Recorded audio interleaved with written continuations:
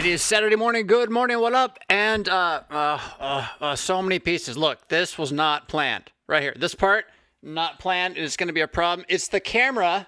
Oh, I'll just go ahead and show you right now. It's this camera. Oh, did that work? No. There you go. There you go. It's that camera so you can see stuff later. But it makes a wire across the... No, this can't be. We have a great show. It's going to be like 3 hours with a wire across the screen, talking about all sorts of things from Joe Rogan and the Lord's Supper being spiked with mushrooms in the early church to what? The dogmatic statement of the universal atonement and what that means and why that's something that's pretty important to reckon with, even if you're going to reject it and therefore be heterodox. All sorts of stuff, your questions, our answers, me wrestling in real time with the craziness that we're in. If you have not yet found the Mad Christian Discord, our new online community for those of you who enjoy the conversation we have here and would like that conversation to go on throughout the week and would also like the little things that you're good at and enjoy doing to be part of something bigger that's having an impact on the world, well, then the Mad Christian Discord is the place for you. Tired of Facebook, tired of Twitter, tired of everything being, manipulated against the story that is the greatest story ever told? Well, then come join a community that wants to make that story not something that we have to defend, but something we're on offense with. Mad Christian Discord launched this last week. We have a couple of open chat rooms for the initial people that want to come in. Citadelia, the land of conversation. You go check out right now a great article, snippets of it, and a link to it that I read yesterday about the shifting of time-space experience in your mind because of COVID, and it really was quite interesting. I posted, I think about a fifth of the article is there in quotes with some comments to think about and chat about. I haven't looked this morning to see if any of our, Jedi Knight, Anakin Cringewalker, I think I tagged you. I think I tagged, who's the other one? I tagged a couple of our regulars that are there. So again, if you like this community that you find in the chat during the Mad Christian Saturday Morning Chill, please get into the Mad Christian Discord, ask them how. It's free. The only rules are, you can't be a troll. I mean, if you really do go in there to troll, you're going to get asked to leave. So aside from that, though, I mean, the place is there to grow in wisdom, to grow in what the scriptures say, to be Catholic Christians who are unabashedly unafraid, right?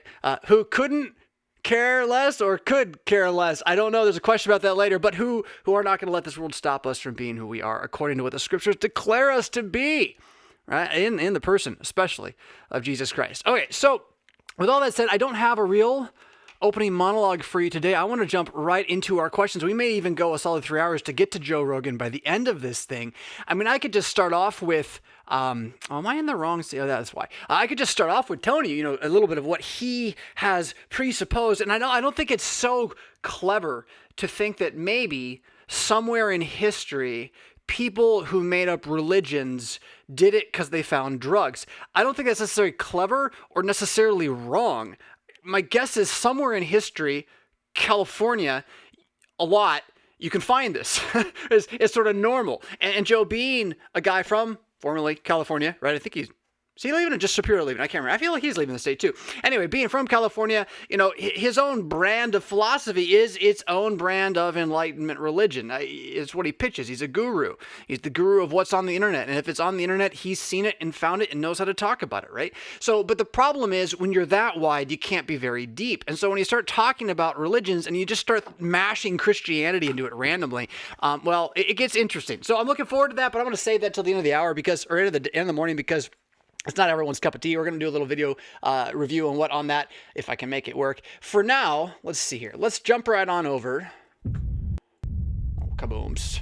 To your questions and the answers that we can find together as a reason from the scriptures. Hey, Pastor Fisk says, Daniel, was listening to you and Dr. Kuntz. Where? Where were you listening to me and Dr. Kuntz? Was it on A Brief History of Power with Two White Guys? Was that where it was? That crazy podcast with two conspiracy theorists acknowledging that they do, in fact, have conspiracy theories, that they believe that the Zeitgeist of the present age might just, in fact, be an archdemon that's manipulating human souls, minds, consciences, bodies, and economies, all for the sake of his plan to go down in a raging flame of glory? Yeah, we really believe that. And that there's real, tracing of that in real history. Or do we think we know it all? No. But again, come check out A Brief History of Power with Two White Guys as we pin the tail on the Antichrist almost every other week, at least, without ever bothering, by the way, to mention premillennial dispensationalism on our path. So thanks for listening, Daniel, and keep listening. And if you have comments or questions about that show, specifically send them to revfisk.com/contact. Not send them there. Go to revfisk.com/contact. Send your questions there. Mark them, though, with A brief history of power, BHOP, or however you want to do it. So that we know to put that question there and not here. But for now, I'll take it here. Yeah, because all news is good news when it promotes your news. A rising tide lifts all ships. There is no bad publicity, that kind of thing. What is bad is the shadow on my face. If anyone has an idea, I know I probably just need a light like right here. I've got one like, it's not super bright, but it's like, it's so close to my face. Oh, but see, it's on this side, right? But even here, I wouldn't be able to do it. How, there's got to have a light hanging on this somehow? How would you do that? Feel free to follow that tangent thread if you want. Let's come back for the rest of us normal people to your question. Obviously, we cannot know, but I wonder if God will let us get as far as we can go on our own before Jesus comes back. Now, I think what you are referencing there is our discussion of mankind's attempt to make a name for himself through the growth of his ability to dominate, manipulate, control in his environment, so that he can live longer, avoid death, right? Or at least seem to appear to leave a name behind him which must last for some reason. And that this has been going on for a very, very long time. And God keeps letting it happen so as to crush other evil men. So the pattern of history is the rise of one evil force that persecutes the good, which is faith in Christ, but the church, as we want to call it. There's a lot in that statement, though. I'm not just talking about New Testament, but persecutes those who believe in the true God, right? The evil rises to persecute those who believe in the true God, and this evil is personified in a human who does this. Nephilim, I don't know. Then there arises another one whom God allows to arise in his evil so that he might crush the first to submit him. But then that one always gets crushed too. And history of empires, all the way back, is always kind of that just happening, one over the other. Pride comes before the fall.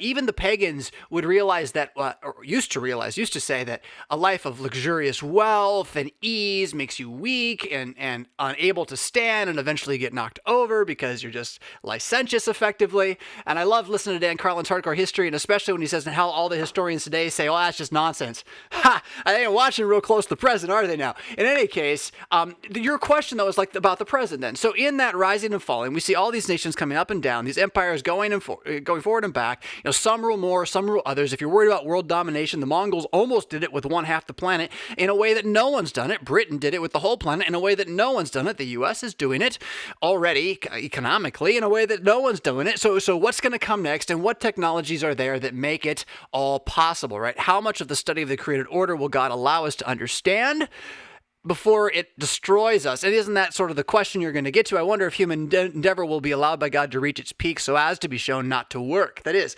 will we be able to achieve the greatest achievement in all of mankind, and it will be the destruction of the universe, so that it can show that, yeah, we really needed God to begin with? Yeah, it's interesting, right? That's a really interesting question, and it really fits with 1 Corinthians chapter 1 and 2, where God declares pretty firmly his intention from the beginning is to make the wisdom of the wise into the greatest folly that there is, and that the more you attach yourself to the wisdom of the wise, contradistincted to or against the wisdom of God, the more likely it is that you just be shown to be a total fool, even though your whole life it seems to make sense, right? That's 1 Corinthians 1 and 2. And that you know this when you look at the cross of Jesus, and I mean a cross with Jesus on it, because that doesn't make sense. It hurts. It's like, what's going on here? This is wrong, and yet that's the greatest good that there ever was, right? So 1 Corinthians 1 and 2 try to help that poor little church with all of their catastrophes going on, completely got their nose tweaked the wrong way, focused on all the wrong battles. Hey, don't you know, as St. John would say, that love with the world is enmity against God? I mean, did you ever read that one and be like, why is my church so in love with the world? Why am I so in love? Well, we'll be fine, I'm sure. I'll just keep reading, right?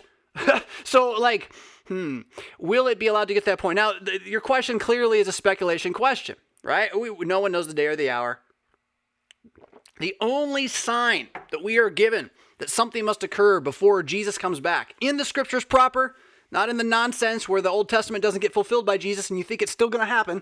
Weird, people. Weird that you would think that. Anyway, aside from that, in New Testament senses, there is one thing we're told that must happen before the end can come, and that is that the holding of the man of lawlessness, whatever the heck that means, must be undone, whatever that means. And if you think you know clearly, just pause for a moment there and acknowledge that 2 Thessalonians is not the easiest book to understand in the whole Bible. And if you're just waltzing in there like you're going to be Mr. Smarty Pants and fix everything no one else for 2,000 years figured out, then you're probably wrong before you start. Because that's the whole point of the wisdom of the wise being smashed that we were just talking about, right?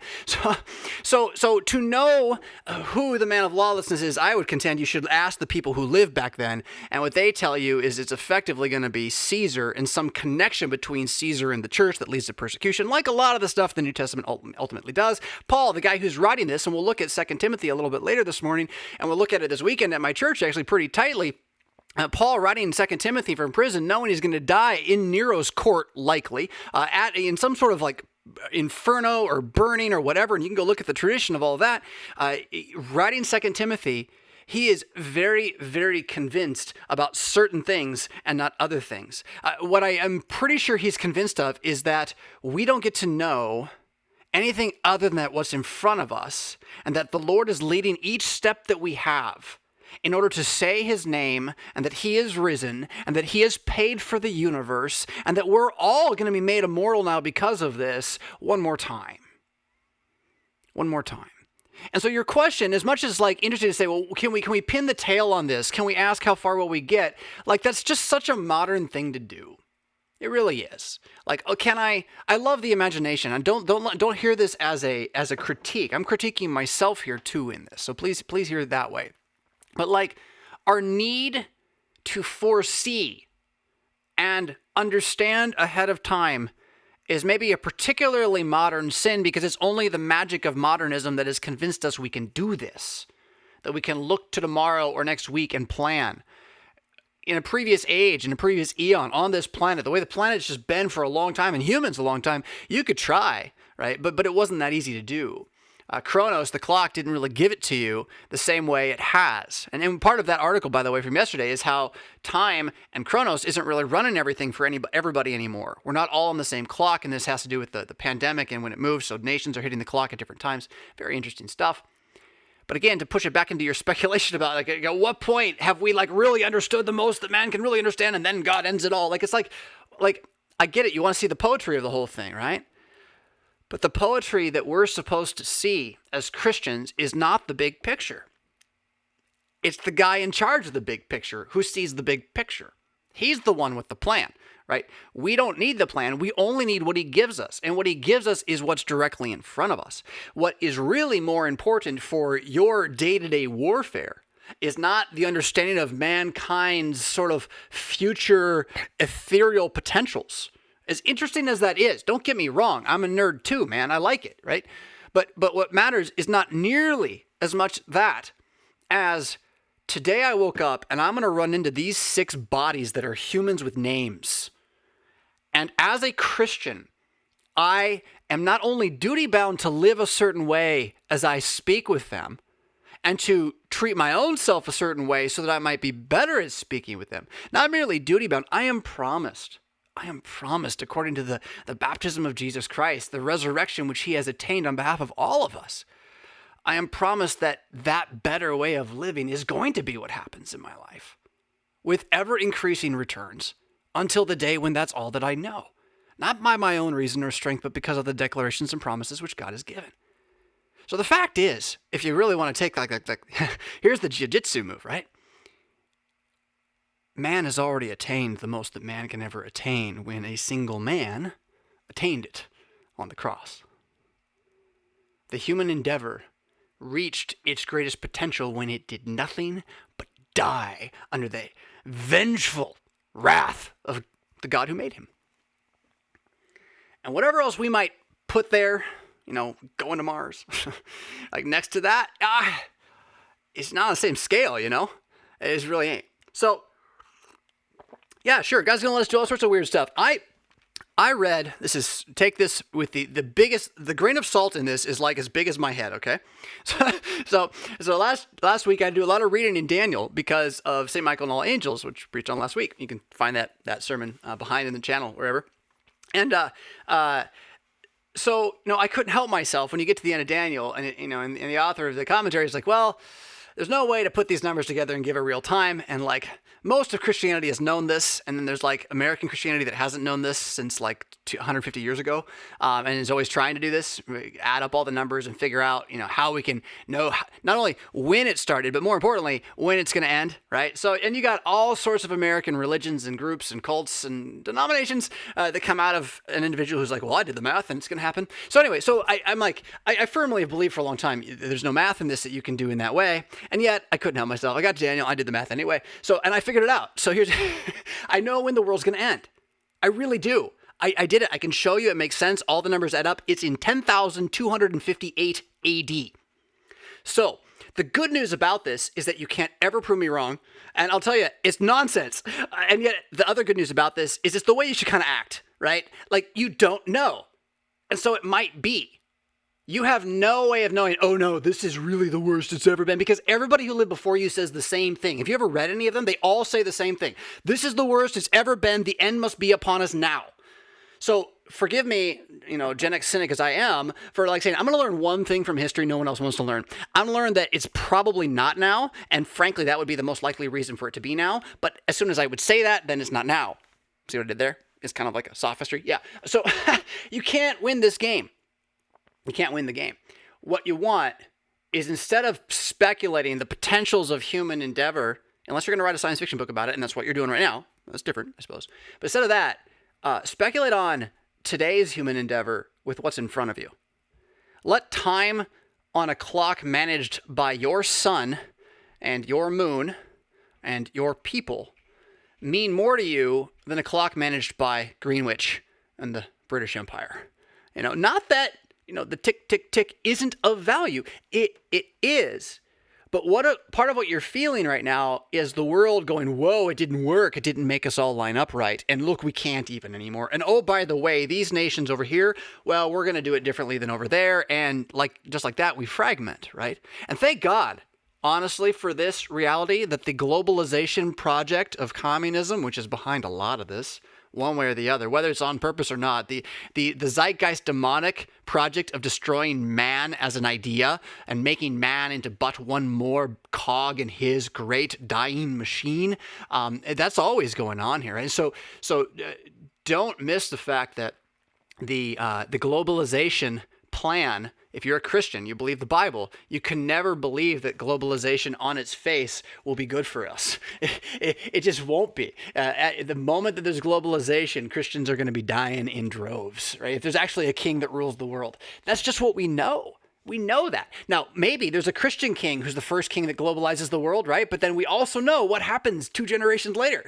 So none of this should surprise us. And in this regard, your wisdom that you're seeking here is very spot on. And I'm asking you now you've seen the big picture, put it to work in the trees. Put it to work right where you are, right? Start applying your human endeavor to be a little more like Jesus and his greatness, which is what?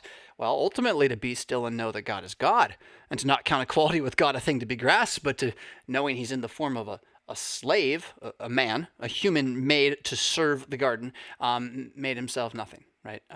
Subjecting himself to death, even death on a cross. Good stuff. Good question. Thank you very much, Daniel. Going on to Cindy. A little longer. We're going to blow this one up sidewise. And take a sip of this marvelous Costco Kirkland brand cold brew coffee. It is a sad thing how ease overcomes flavor, because while it's very good, it is not as good as a freshly brewed hot cup. It is not. A pox on life and my laziness. In any case, here we go. Cindy, I shouldn't say that. A pox. Lord have mercy.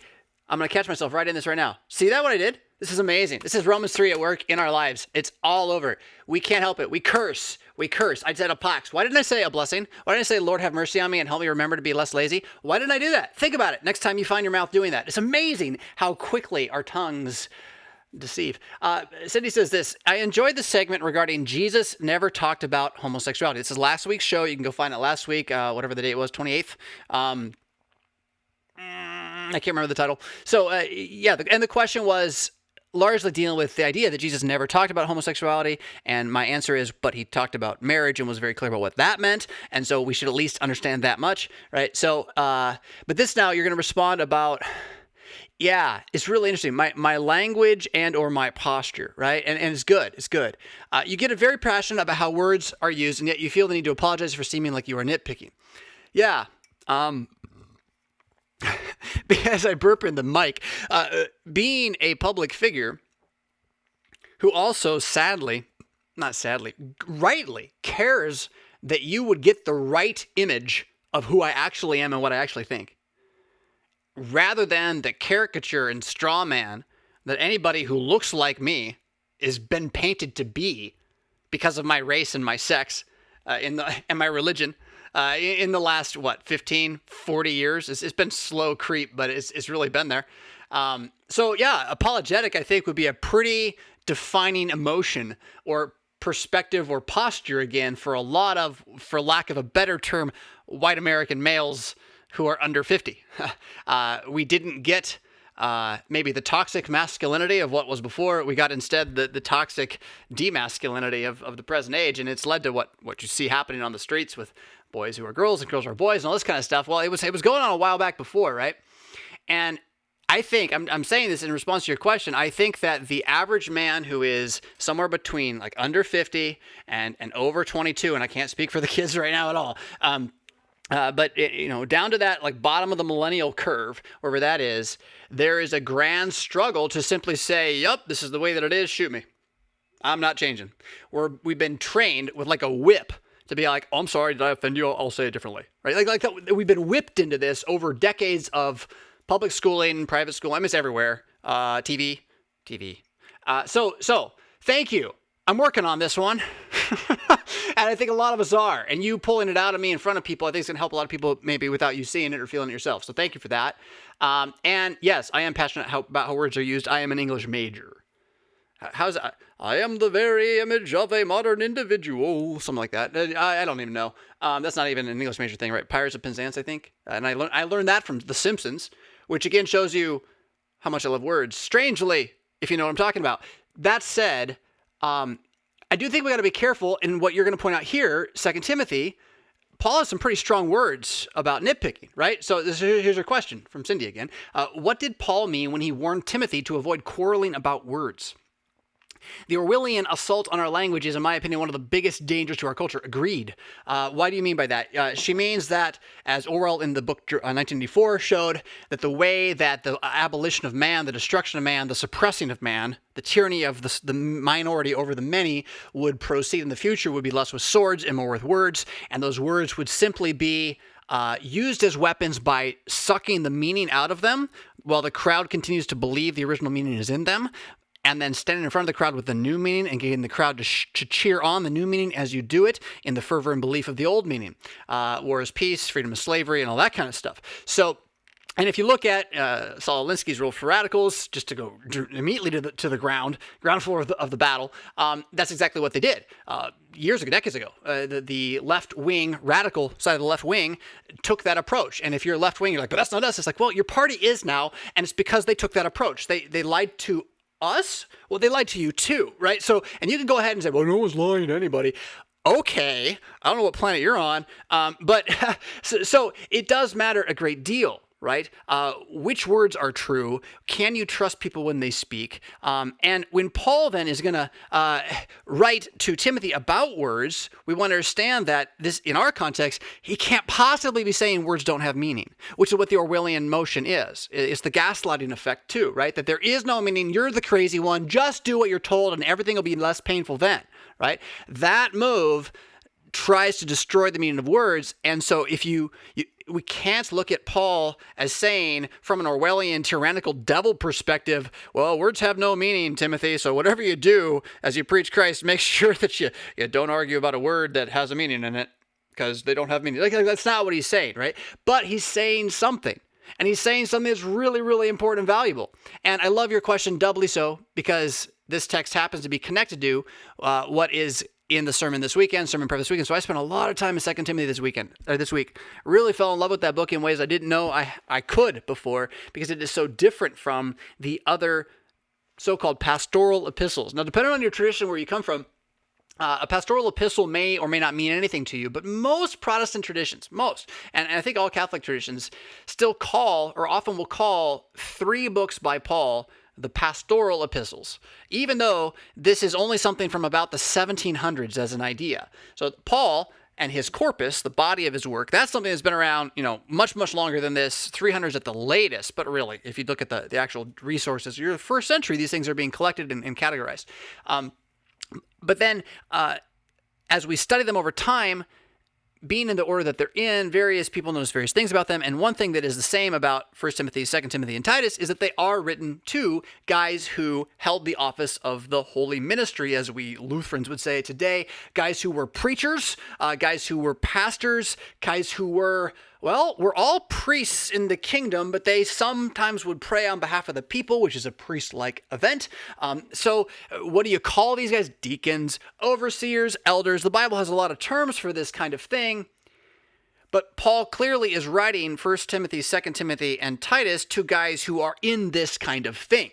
They do this preaching thing. And by the way, Protestantism, why are we divided? Largely because we disagree about what this thing is. It's the sacrament, but the sacrament and this thing are tied to each other. This preaching office, predict ompt, is really the old Lutheran way of saying it, the heralding job. It's not prophetic in that you can't tell the future in ways that haven't already been told, but you can tell the future in ways that have already been told, and you know for sure are going to come to pass. That's really your job. What is this thing? So Paul is writing 2 Timothy to one of these guys. However, here's the problem then. You would think, okay, well, 3 letters to pastors, they must all be about being pastors. No, they're really not. In fact, 1 Timothy is only kind of about some guys who should be pastors, but it's mostly about how everybody should be together in the church. 2 Timothy is really about, it's such an awesome letter. Paul's like, Timothy, I'm about to get killed. Don't forget this. And he tells him some Bible stuff. And the best part's the very end where he's like he's got instructions for 17 people. And you can hear it. It's like, oh, well, I guess if I die, can you tell this guy this, tell this guy this, tell this guy this? It's pretty impressive ending to the letter. And then Titus is in a completely different spot, what should be called a travel letter. It's from when he's out doing his planting, and he's not really at a base location like he is when he's in prison in Rome or when he's in Ephesus for a while. In any case, so 2 Timothy has in it this statement that you're referencing here, right? Paul, what did he mean when he warns Timothy to avoid quibbling over the meanings of words because it destroys the hearing of those who listen to it, right? Now, you go on, I'm going to finish your question, and we'll come back and try to talk about that text. We are at war because we get into fights because we use the same words to mean 2 different things, right? Exactly right. And each thinks the other is crazy. Since the word is our food, aren't fights over words important? Yes. Please understand. Oh, I don't have my Bible right here. There it is. That the text there that's speaking about fights over words is not talking about fighting over words. It's talking about quibbling over words. And there really is a difference between these two things. It's about the spirit with which you are going about the task.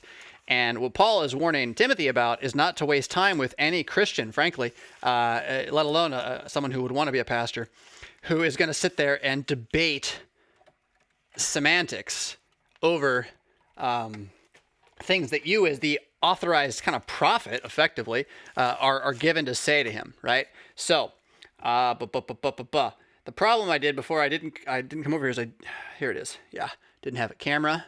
This is all new to me. Oh God, should be right here. Can we see? Probably not. Let's see what we can do with this here. First timer, friends. Let's see. Camera controls. Not that one. This one. Let's go here. Does it work? Is it too blurry? Too blurry. All right, that won't work. So we're going to come back out of that. We'll try it. Can I get here? Oh, there's the camera. There we go. This might work. Thank you for bearing with me, everybody. We'll get this better eventually. So we're looking up here where he tells Timothy to be about words. I guess we got to start down here. Remind them. Who's them? Got to go back up here for them. Them is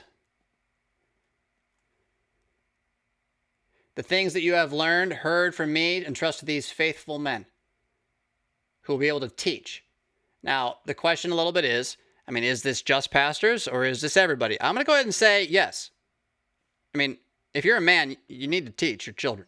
so you don't get off the hook, right? But at the same time, do we need men in the church who are raised up as preachers? Yeah, of course, right? So it's not like you just jump in and do that right away. So you're supposed to teach everybody. Now he says, remind them of that, right? The stuff to learn. Well, is it this poem? I don't think so. I actually think it's this confession of faith here, but we'll come back to that maybe another time. Remind them, though, of these things. What? The things that came before. Words that have meanings, that are clear and real, that Jesus Christ, this is the root. Sorry if I'm moving too much. Jesus Christ, the seed of David, raised from the dead. My gospel, he defines it. That he holds on to the point of change, and it's not changed. So he endures it all for that, right? Remind everybody of that, not to, there it is, strive about words, to no profit, to the ruin of the hearers. Be diligent to present yourself as a worker who does not need to be ashamed, rightly dividing the word of truth. Shun pervading and idle babble, for that will increase to ungodliness. So the point is not that there are no words, and the point is not to never have a discussion about words. The point is not to let people who deny words deny your words. Don't trust them. Don't let them steal them. Don't spend your time trying to convince them. So in reading about 2 Timothy this week, I read a marvelous book. Not all of it. It's just a section. It's called New Testament something. Carson, Moo, and Morris. Just Google or Amazon search for Carson, Moo, and Morris, Introduction to the New Testament. It's a marvelous resource giving you the history and background, and from Christians, by the way, of where these books in the Bible come from, and how each one fits into its place in the canon, how it got there, when it was written, all that kind of stuff. It's a really great resource. And yet, I was just stunned how section after section, things on like why the book was written and who the author was and the lifespan and travels of the author, every single section in it was defending against accusations. So it was never, here's what we know. It was always, so it said this, but that part's probably not true because this. And what I want to call to mind here is the defensive posture of the entire document, when the document should be on offense. All the information that's presented in Carson, Moo, and Morris is reliable information. Why is it presented as if it has to be defended against? Why? Because you're trying to convince people in positions that officially have Christian money and power and say they are Christian positions to be Christians. What are you doing then? You're quibbling over words with unbelievers for the sake of money. That's what you're doing. You're trying to hold on to power structures built by men for the sake of the power. That's what you're doing. And that's what the text is saying not to do. Don't waste your time trying to convince somebody who you know doesn't believe, who you know has rejected what it clearly says, who has dismissed the scriptures in his own, her own arrogance and run off after their own gods, and maybe not realizing they still, they've left Jesus behind. Maybe Jesus is one of their many gods. It doesn't matter. Paul's point is, like, the time is short. You don't got time to waste arguing with somebody who just obviously doesn't want to believe. Like, okay, dude, we'll be friends, but you don't want to believe this.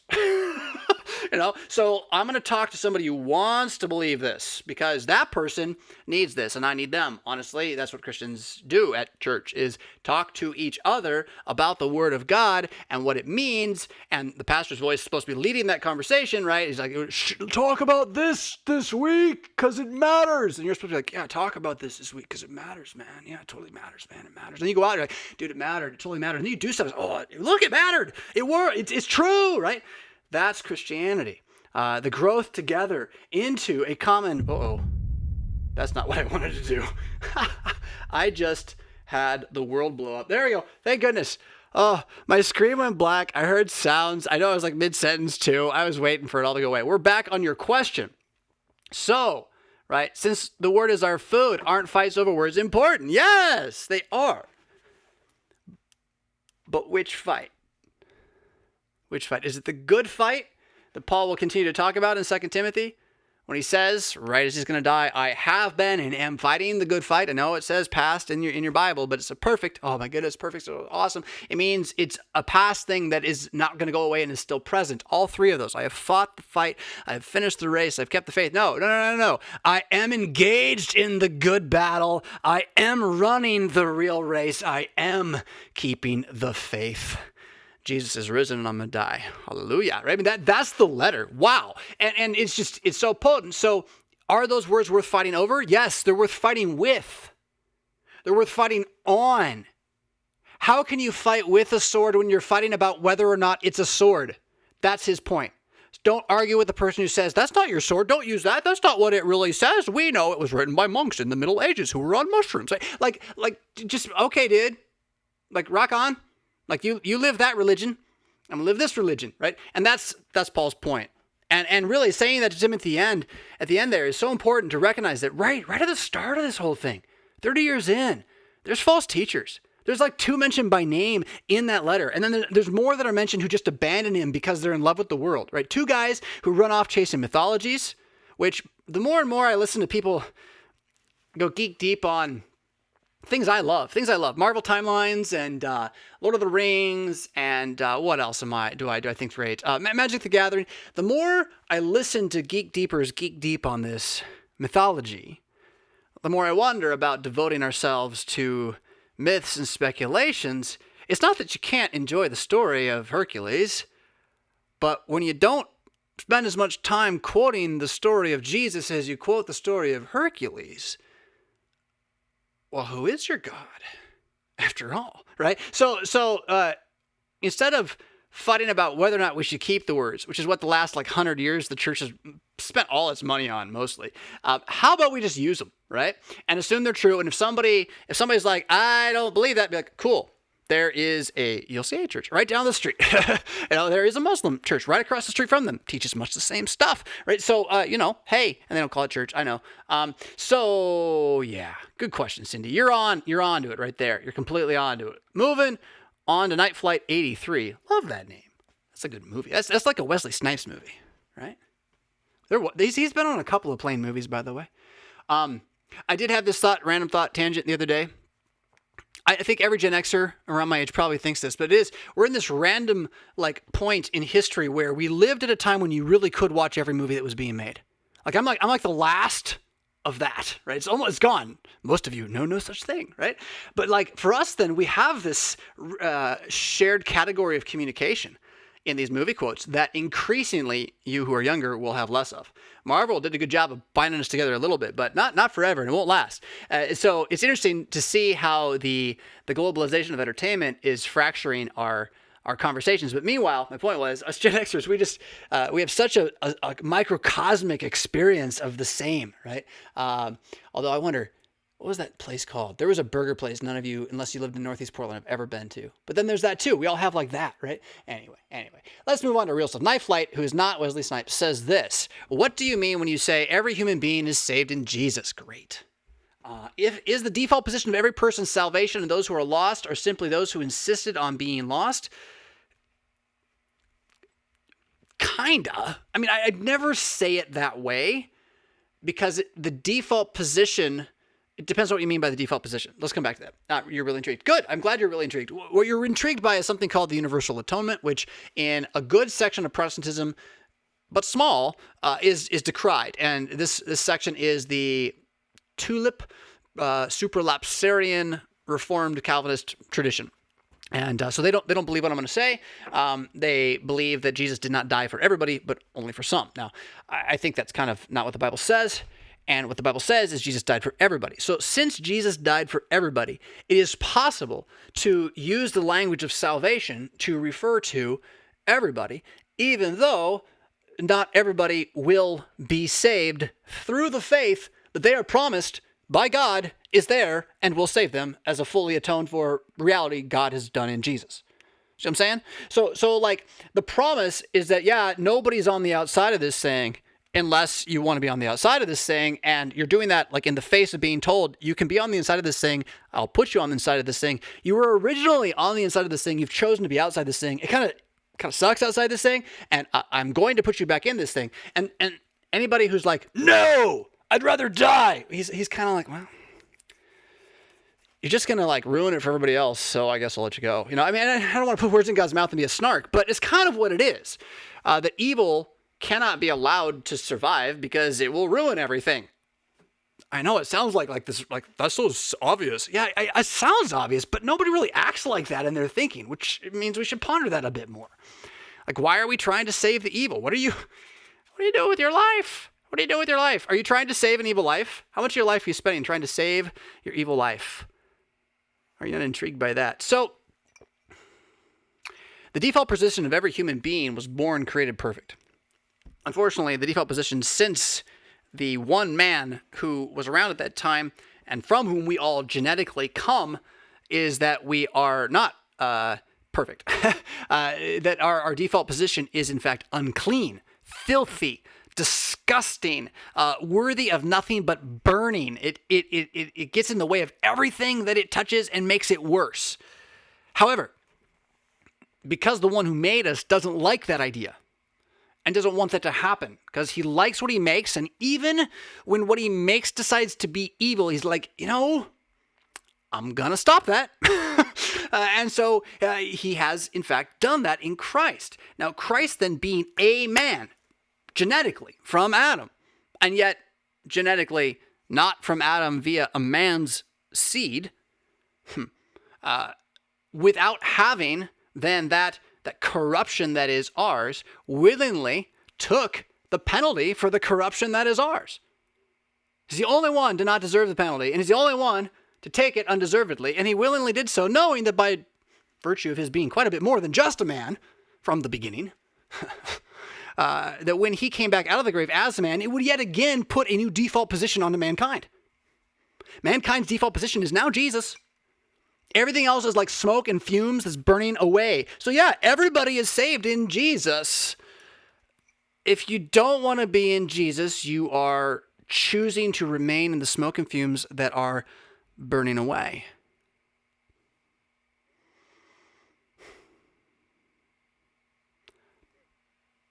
It's about faith.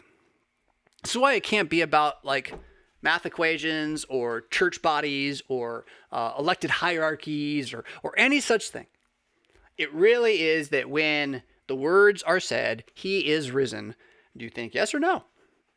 And if you think yes, you can know it's not on your shoulders that you do that the Spirit of God did that to you. If you say no, you can know you're kind of being obstinate against the facts. And from there, you know, he is risen. What's it mean? You're paid for. Who? Me? What about those other people who don't believe? You are paid for. How do you know you actually are going to get it? Because you believe it when he says it. And those who don't believe it when he says it, don't believe it. That's the problem. That's the problem from the start. What happened with the fall was a loss of faith and belief. What is salvation? Being put back into faith and belief. So those who don't want to believe are not wanting to be saved. Salvation and faith are the same thing. It's like faith gets you saved. See, humans, and particularly the last, salesman pitch version of Protestantism for the last 40 years, is like, got the idea that heaven, when you die, is like the reason you're a Christian. Like, I got a bad job right now, but if you become a Christian in 15 years, you'll retire with a great benefits package. So just be a Christian and work your way there. Make sure you do your weekly obligations. Yeah, that pitch of I'm going to get to heaven and that's salvation turned into this the toaster oven thing of the last 40 years of rock-style churches.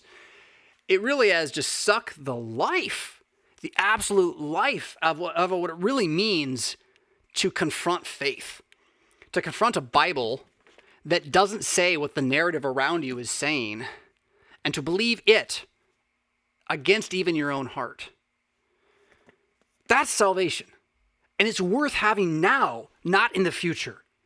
I am saved not because I'm going to go to heaven or because on the last day I will have a body that feels like it will never die. The real power, you want to go back to that foolishness of God that's wiser than men's strength, is the fact that right now, simply knowing who God is actually in Jesus makes being here worth it with the suffering. And you might even say the suffering becomes the point. Because the suffering points you to Jesus, which makes Jesus come out of your mouth so that those who are suffering and don't yet believe hear. Because the verbs are for everybody. Yeah, that's your question. What do you mean when I say every human is being saved in Jesus? I mean the verbs are for everybody. The proclamation is for everybody. The gospel, the good news, the declaration, the saving, the doing, Jesus being God and King and Lord is for everybody. You're in. Oh, no, I'm not. Well, okay, then that's you, man. Right, and that's what I mean. That's what I mean. Now, if we're going to blame damnation on someone, we should blame it on the damn sinner. And the rest of us should just keep declaring that salvation in God, in Christ, through grace has come, knowing that those who are believers will believe it. We don't have to cajole. We don't. Should you pray for those who you love who aren't believers because you're sad that they're not believers? Yeah. Are you going to be sad that you're not believers? Yeah. Should you cajole? No. Should you change your message? No. You join them, you become like them. We know that from the Old Testament pretty clearly. So, we know that from the last 40 years of megachurches too, don't we? If you're watching, our deacons, Melinda asks, elders, pastors, the same. Yes, probably. Nobody knows anything about this, really. We all say stuff, and most of us just don't know. I have had deacons and pastors at a church. Yeah, the phrases get used all over the place in American traditions for various things. So you can't really pin these down as technical terms on a show for the nation. Sorry, in the LCMS, we even have maybe three different ways we use the term elder and or deacon at different times.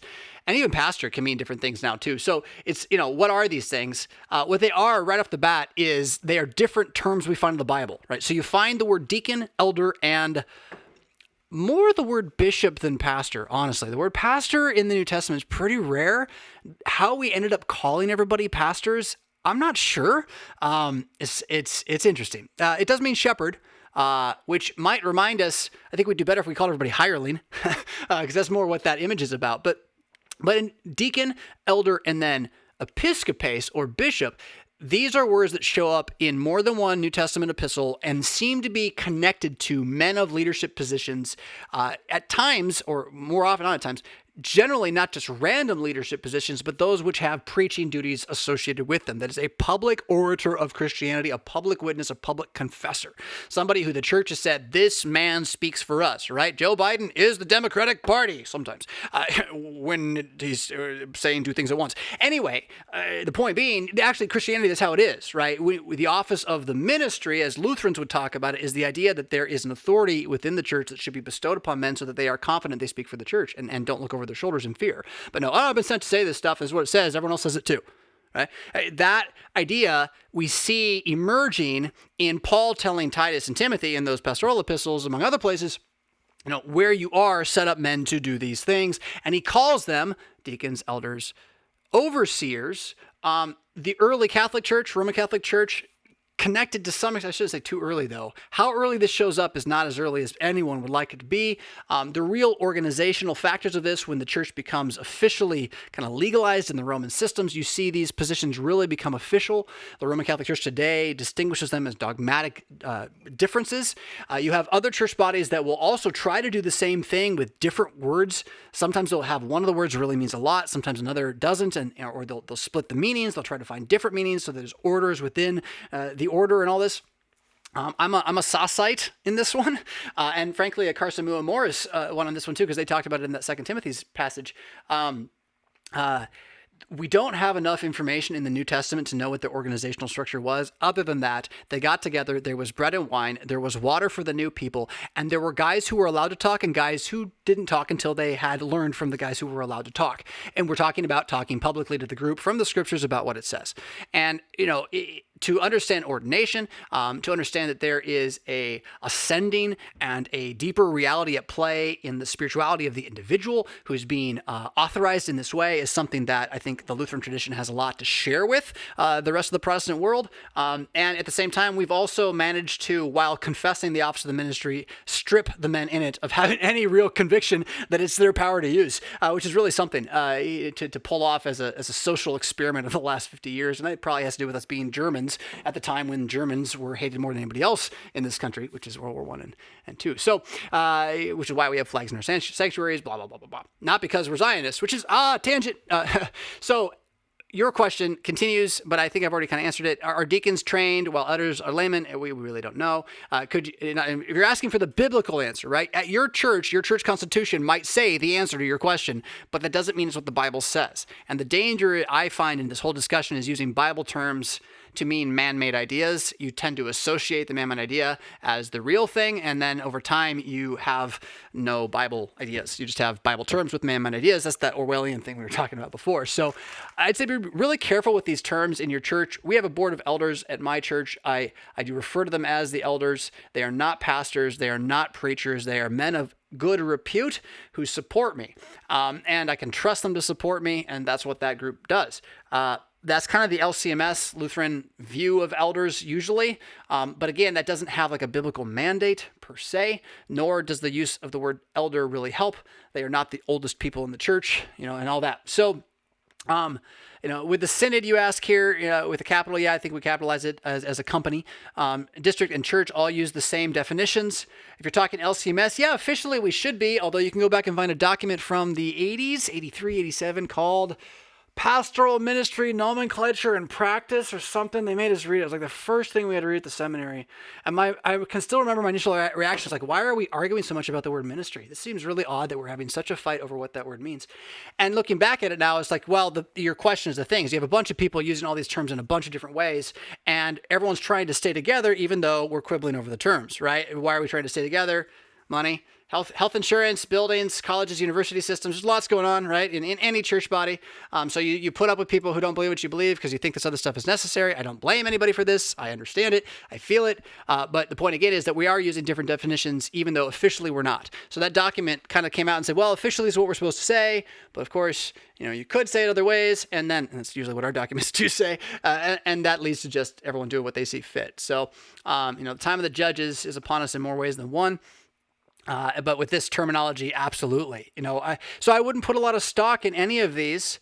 And I don't use them much unless they're already there or to teach what's clearly there. Right? And I said it earlier and I went really fast. But if you got people who are deacons, elders, pastors, bishops, or otherwise, and they are not speaking from the scriptures, what the scriptures say, then they're not doing their job if their job is the biblical definition of that term. And they need to be repeating the scriptures with conviction as those who have made them their own, as those who believe in the scriptures as their own holy book, as their own prayer book, as their own book of wisdom. And in that regard, though, so let me say, yes, I will say that biblically, I think because we cannot see many offices clearly defined, but we do see that Christ has a New Testament existence that's different than the Old Testament prophets, and even those gifts of prophecy and tongues and healing that were poured out on the early church to signify the end of Judaism as the way to salvation, the end of Old Testament codes.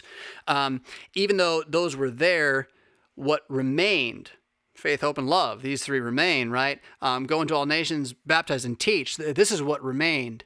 And that whatever a man is sent to do in the name of the church, you call him whatever you want. If you put hands on the guy and say you're authorized to speak, you're effectively putting him in this category. You might as well call him a pastor. I don't know why you're not, unless you want to ordain women, and that's your problem. Oh, did I just bring up that topic? Sorry. But, aside from that, he should be capable, if you're going to give him this name, he should be capable of answering basic questions about Jesus being risen from the dead. And with conviction, know that's his job, and he shouldn't be afraid of answering those questions because they're not even that tough. Like, is Jesus risen from the dead? Like, I'll give you 5 minutes here. Think about it. And you know the answer, right? So being faithful and speaking faithfully is not as difficult as perhaps we LCMSers have made it think because we've been quibbling about terms with the enemy for so long, and so we're busy trying to make everybody understand every possible quibble. It's like, how about we give you the sword? Let's get the sword and get this thing going. I'm going to take a little break. We've been going here for about an hour, and I just need to breathe for 3 minutes. I don't have new music for any of you yet, but I know you've asked about where this music is from and whether or not you like it and all these kinds of things. So please enjoy the music as I take a break. That was not the button I wanted to push.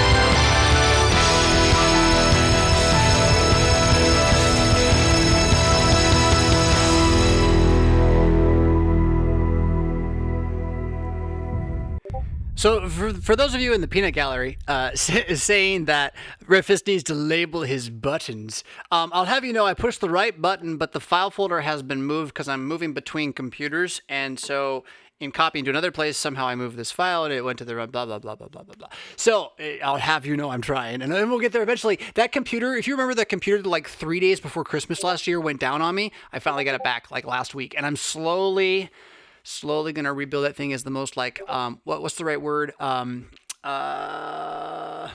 Minimalist approach to computing possible that I can find. But what I want to show you, if I can, well, does it even show up here? There we go. Is just a little bit of the Mad Christian Discord here. You can see last night I left all this information from that article I mentioned earlier. You see Baron Albatross and Knight Anakin Cringewalker, both of whom are regulars watching the show live here, with their own commentary on it. It's like Facebook, only it's dark web intellect, and it's Lutheran and Christian and Catholic and good for you. So get in on it. You get in on it right away as fast as you can. If you're in the chat right now today, in fact, there is a link right there for you to see and join it. Conan the Destroyer sends me a super chat. Thank you so much for your $10, Conan. He says, I started reading Ecclesiastes after reading Proverbs. I love Ecclesiastes so much. It struck me that Ecclesiastes is a coda to Proverbs. I like that idea. Essentially saying the Proverbs will lead you to a good life, but even that is vanity. Yes.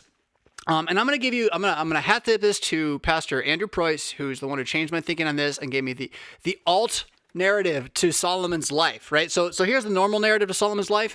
The normal narrative is that like he's super faithful, God gives him wisdom, he writes Proverbs that's awesome, and then he decides to marry foreign wives, which we know, and then they turn his heart astray, and then he writes Ecclesiastes, and then he loses his faith, and then he dies, and really is kind of faithless. And Song of Songs was probably from sometime. I don't know. We don't know, right?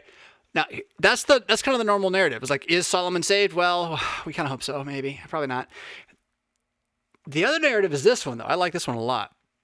Solomon asked for wisdom, and it's not like he said, bam, like, oh, Matrix style, wisdom. No, he learned it. Like, he earned it. And so part of that was that, in fact, he was clever. He did read the law of God in Moses, and so when people brought cases and riddles and things to him, he was able... I'm going to stop the Discord here from making those noises. He was able to like adjudicate the cases and earn the glory and all this kind of stuff. But then in the glory came the women, and the women came the life you hear about in Ecclesiastes. And the life you hear about in Ecclesiastes is him realizing he has about lost his faith. And I think what spawns this to some extent then is he's been writing and cataloging. He's trying to find wisdom on his own, basically. And he finally sees his son Rehoboam at some point, wherein Rehoboam is, he's seen as a person who's not going to end up as a Christian by Solomon. And Solomon is losing his faith near the end of his life, right? Not very end, though. And what happens is, for the sake of Rehoboam, whom he loves, he repents, and he writes Proverbs. And he writes Proverbs to try to help Rehoboam retain the kingdom. Now, we know the story of Rehoboam. He does not. He's a fool. And you can hear Solomon pleading with his son, my son, listen to me. Right? It's so there. You also have stuff with my son forming the structure. You have, why are certain things where and all that. But so to see Ecclesiastes as a coda of the Proverbs, I think is right. It's to what kind of coda is it? I'm going to say it came first. It came first. Ecclesiastes is Solomon writing after trying to find wisdom on his own and failing and giving us the story we see in the scriptures that lead us to Rehoboam. And then he writes Proverbs to try to spare Rehoboam, but it's actually for Jesus, who reads it and gets it all right away. Is what was he 4? Reading the Hebrew? And he's like, because the human man, Jesus, developed his mind through the scriptures, right? It's his own book, and then it's there for you.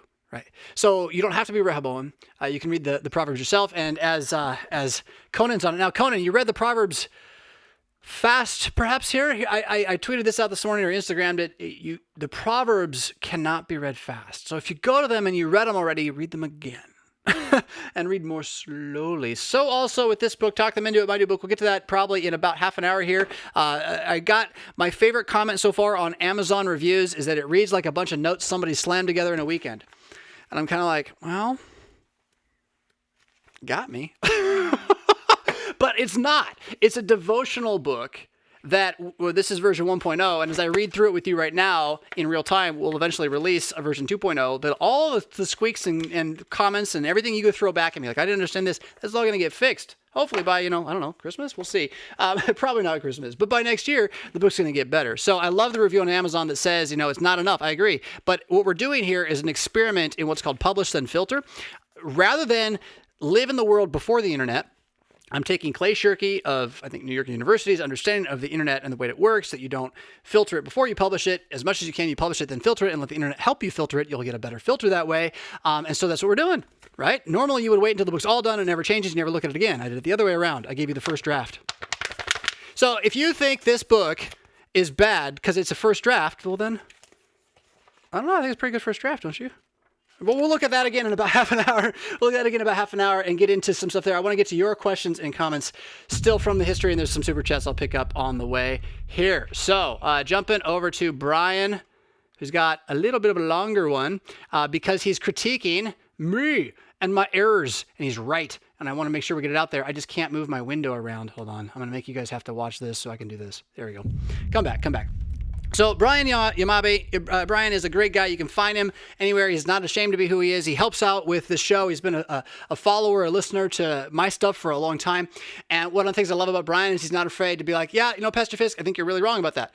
And he gave me a couple of them, and they're all great because they nuance what I was trying to say even better. And his criticism of me that I am Joe Rogan, that I'm an inch deep and a mile wide is true enough, especially when I'm not in my specialty, right? But that's part of what we're about here is pulling those threads and then seeing if we can get the expert to show up and tell us what it really means. Because we have them, right? So here's a couple expert fixes. Pastor Fisk's critique is based on my own hang-up with precision. I don't think it's a hang-up, Brian. I think it's a gift that is... it's not a real criticism, right? And because I'm a Christian, I can understand it. If someone does criticize me, that it's probably good for me anyway. And then on top of that, you're my friend. You're a fan. You're a helper. And so... I'm not too worried about it, but thank you again.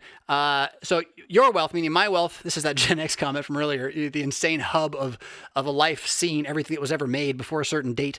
Your wealth of pop culture, psych, and tech knowledge is fun for injecting relevance, but leaves you open to a lot of cringeworthy moments. Is that the only thing that leaves me open to cringeworthy moments, Brian? Really? I mean, you've watched long enough. Is that the only thing that makes cringeworthy moments on my show? You're right, though. For people who are familiar with the references. That's right. So, because when I'm playing with information that is new to me, and I'm sharing it with you and I'm pondering it in real time, right? Wrestling with the ideas that I've found in the white noise, I can't possibly have the expertise that those who have found more of these ideas on the other side of the white noise have. And again, so thank you, because what happens here is that I share with you what I know as much as I know it. And I will change what I know when I know there's another way to know it, right? If you give me some other information that's out there. And the reason you trust this is because you know that what I'm basing it on is a scriptural narrative founded in Jesus' death and resurrection that you've been unable to poke a hole in so far. Hopefully, you keep testing me on that one, right? Like you haven't been able to say, well, he's actually using all this other stuff to get rid of the Bible.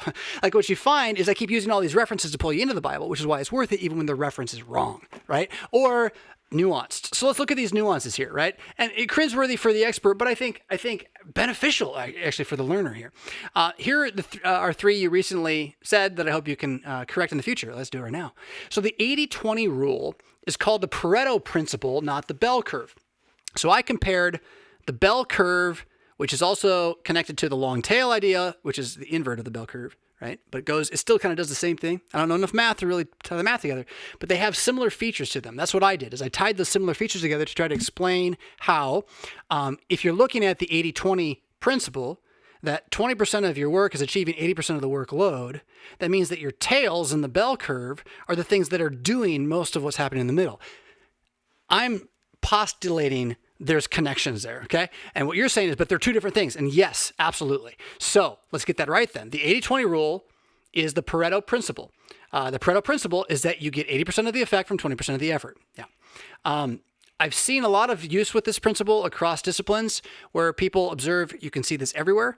And am I wrong that while the bell curve is not a hard 80-20, it's awful close to like an 80-20 split with some bleed, a good amount of round bleed. So that's maybe where my own, again, postulations are going. This one is by no means anything other than an armchair mathematician, right?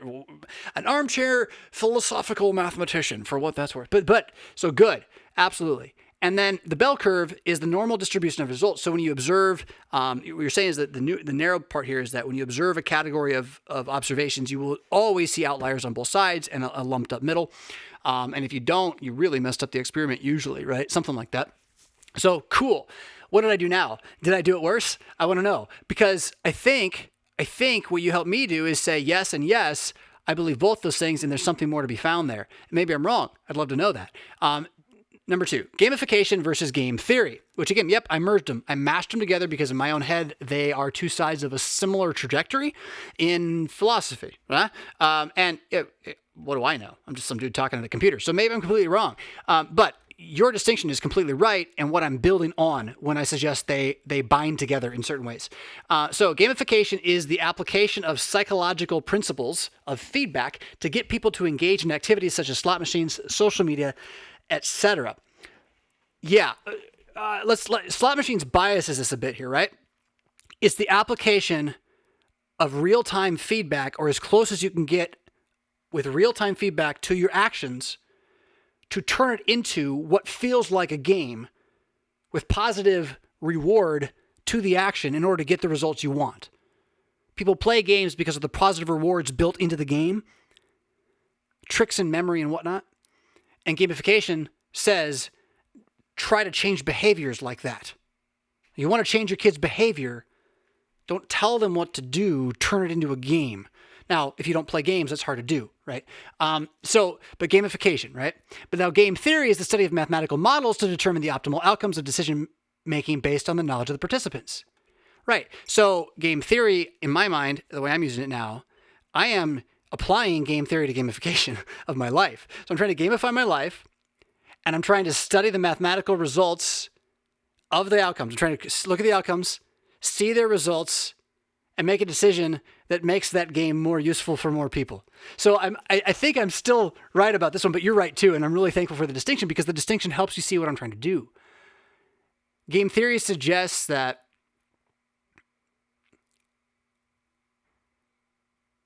I'm reading your sentence again one more time, make sure I get it right. Yeah.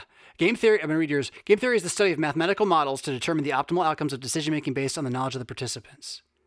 So based upon knowing what the people want to be the result of the work, the game, whatever, right? They then track, test, and use models to project what the best path would be. Is that the distinction that I'm missing? And so in that regard, it doesn't apply to what I'm saying. That's interesting. How bored did everybody else just get in that? Right? But I think what I'm doing is just that. I'm understanding that gamification is believing biofeedback can be hacked for fun. Hack your own biofeedback to build in fun and reward to what you want your life to look like and be. And then those rewards will compel you to do more of that thing. And game theory, I think, is my belief that you can apply a mathematical model to this very thing in a way that benefits more people than just one. Maybe. Okay. And it's great though. I love this comment, because what you're playing with here is the fact that you listen to me on this show because when I talk about certain things, I know exactly what I'm talking about. And if you try to argue with me, I take you to the mat. Right? And you're like, oh, well, maybe he's wrong, but I can't fight that. Right? What you're seeing with this stuff here, I'm not that guy. I'm the guy who can do that with the Bible, but I'm not the guy who can do that with philosophical math. I'm actually in the middle of the ring trying to learn it, but I'm doing it in real time in front of you, right? And it does, as Brian points out, it leaves me open to what? I'm susceptible to being wrong, right? And I think you gotta be to do a show in which you talk about stuff you don't know about and learn about it together. If you're gonna do a show about learning, what is this show? It's a show about learning on Saturday morning cartoons for a civilization that doesn't fall apart 10 years later, right? So learning and growing can't happen when the teacher is never shown to be one who learns or grows. You're going to want to be just like this perfect talking head. So I'm thankful for these, Brian, and I'm going to keep being cringeworthy because I think it's essential to the identity of the show being not about how great Fisk is. Fisk has good and Fisk has bad, like the rest of us, right? But there are things that are ultimately and eternally good that around these good things, these words, these ideas, these truths, he is risen. Well, there our bad falls away and we wind up rubbing each other's backs a lot more, right? Like scratching each other's backs. Again, the rising tide lifting all the ships unto faith in his overcoming. So I think you're yin to my yang, no pun intended at all. Really in this, Brian, I love it. Thank you. Keep correcting me, and I'm going to keep being wrong so I keep learning, because you're great at finding what I needed. So number 3, Moore's Law. I didn't know this at all, right? Moore's Law is the idea that the chip density, not speed, would double every 18 to 24 months. So why does everybody I ever hear talk about chip shrinkage and doubling of speed? Like, I've heard that everywhere I've ever heard it said. So I'm glad to hear it's not that. It's just about basically how small the chips can get, right? Every 18 to 24 months. And then chip clock speeds haven't had a major increase in quite some time. I didn't know that. And then Moore's Law is ended by most accounts 2-3 years ago. I didn't know that either. So it's not really a law then, is it? It's Moore's theory. Or Moore's principle. Is it a law? For a law, it can't end. It would still have to apply somewhere, somehow. That's really interesting stuff. So thank you for that. I will... Moore's Law becomes less interesting other than to say now it's over. And so when people write long articles about how we just finished the millennium shift from Chronos time to Kairos time, and how it means that none of us are going to be on the same clock like we all thought we were up to like 4 months ago, like that existence is now gone and the new one is here, and that this would only be, 2 years behind Moore's Law ending is not ironic even a little bit, is it now? How interesting. Thank you, Brian. I know nothing of these things. Listen to A Brief History of Power if you want someone who knows about that stuff, because I ask questions and the guy who really studies, he answers those questions on A Brief History of Power. Here I talk about the Bible. But thank you for correcting me when I talk about the Bible and or other things. We did this one already. D, we're going backwards. Let's go. F. Luke says this. Mad Mondays drove me mad when I read that you could care less. Really? My promotion of Trump as the greatest pro-life presidential candidate in history did not drive you mad. It drives lots of Christians mad who think he's a white supremacist, racist, authoritarian. And the fact that I would tell you that you should vote for him anyway because he'll stop killing babies, and the other guy who wants to not have authority, in theory, will just keep killing babies. Like, I thought that would make more people mad than I've heard nobody yell at me yet. I'm waiting for like someone to be mad about that. Really? With all the hate for the Orange Man, we didn't blow up the internet with that. I didn't think we blew up the internet, but I thought that like somebody in the LCMS would think I should get an email or a phone call about it. Not LCMS Inc., just the broad brush. But what really got you was not Trump, pro-life, BLM, Antifa, me tweeting, who knows what. It's that I wrote, you could care less, as opposed to I couldn't care less. I always cringe when I hear people say this. Yeah, you're probably right. I wasn't expecting it from you. I'm sorry. So I have to give you a hard time. You're doing it. Especially since we all know my love of language. Yeah, so let's go through it. I thought it might make some interesting banter on your next SMT. Check out what the dictionary.com has to say about the phrase could care less. Thanks for all you do. Don't worry. I'm worried. I'll keep watching, even if it can't come to agreement on which is correct. Here's the thing. I have this stick in my neck from college as an English major, wherein I had to teach my college professor sentence diagramming to prove to her that it worked to teach English. And maybe this doesn't matter to you. Maybe you hated sentence diagramming, but I know for a fact that I talk clean because of sentence diagramming and the Book of Proverbs. Okay, I talk clean because of sentence diagramming when I was 12. Like, that did it. And I'm at college as in an English class, and the prof on the history and structure of English language, the best class I took, the prof says nothing about sentence diagramming until she says how it's a complete waste and will never be taught again and shouldn't be used. And so what did I choose for my one paper for that class? Oh, you better believe it. Oh man, sentence diagramming. It is. And so as a result of that class though, in which she also taught me that English as a language had ended, that grammar no longer held rules, and she rightly demonstrated quite profoundly that all of English's rules are basically Latin rules that have been foisted onto the language, and so to some extent are an attempt to make a dead language out of a living one. I've been in a little utter rebellion against anybody who says you can't say English this way in any way ever since. I think you can say English any way that the people who hear it. The problem is, Babel, no matter what you do, even if you say it right, they might not hear it. Yeah? So let me suggest that, I completely agree with you, and it's all taken in good humor. What really matters when we're talking about words, and the meaning of words is what the person heard, whether you intended it or not. So when people, catch this, did they think I meant what you can show grammatically, which is that I just said something that was the opposite of what I meant. That I could care less means I do care a little bit. And I wanted to say I could not care less, meaning there is no more lessening of my care that I can give, right? That's what I meant to say. And you're right to notice that, there is something to this, that, our English has devolved that much. And this is mass media white noise blob future, so get ready for it. If you're not categorizing your own English inside your house with resources such as the Bible, such as the Catechism, giving yourself a vocabulary, you're going to have vocabulary stripped away from you because it's just a madness. It's a madness that's out there. What India is like with dialect is what's coming, right? And you're going to have dialect English, dialect other stuff. It's all over. It's not that you won't be able to order a hamburger, right? But when you want to talk about Jesus, it's going to be speaking into Babylon.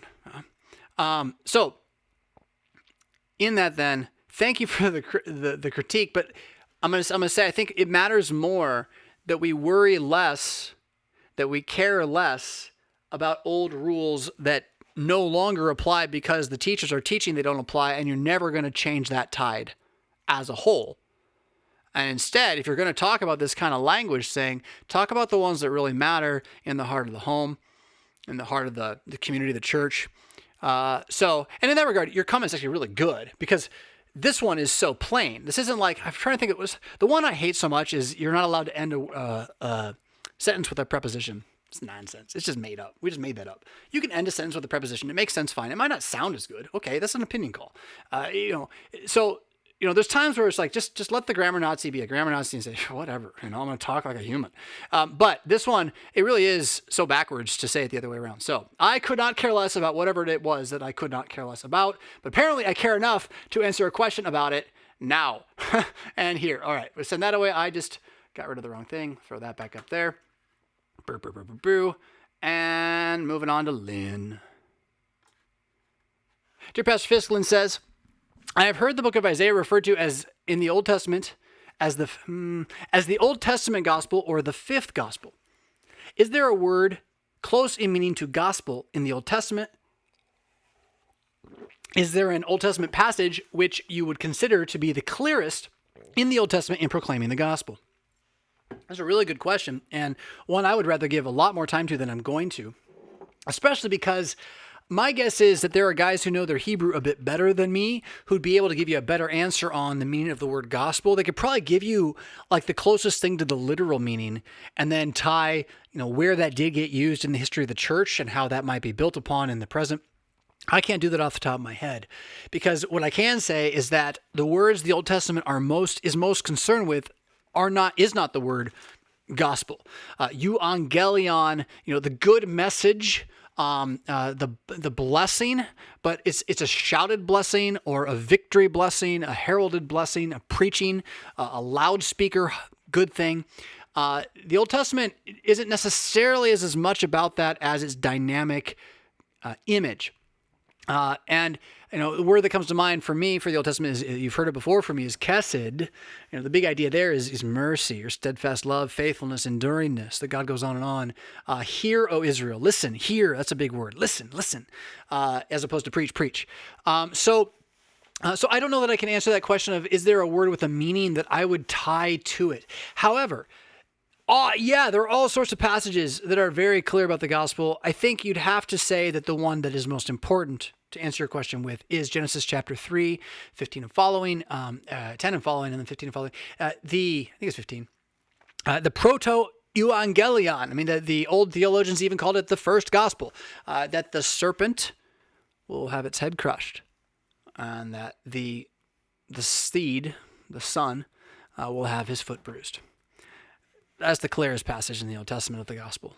The serpent that deceived man is going to die, and that it's going to happen because of one man who comes from a woman who is going to be pierced by him. And I don't think you can get more clear than that, honestly, unless you just want to quibble about words. And then that's where the rest of the Bible is getting more clear about that. Everything from that is, okay, let me make this more clear, until you have the guy crucified and a pagan saying, yep, that's the Son of God, all right, for sure. American accent and all. So Is there a passage I would point to beyond this? There's lots, but I'm not going to be able to think of one good one off the top of my head because they gave you the one most correct answer you could possibly give. Is Isaiah the fifth gospel? I don't like that. I mean, the idea, that diminishes things. The idea there is that, he is sort of the prophet par excellence but how is that even true?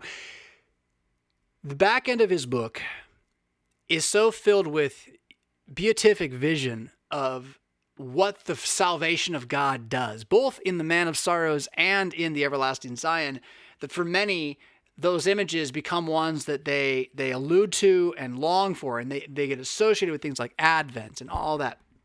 But the thing is, Ezekiel's got that too. And so does Jeremiah. He's a little sadder usually, but he's actually got a lot of the same stuff and some of the verve that we really need.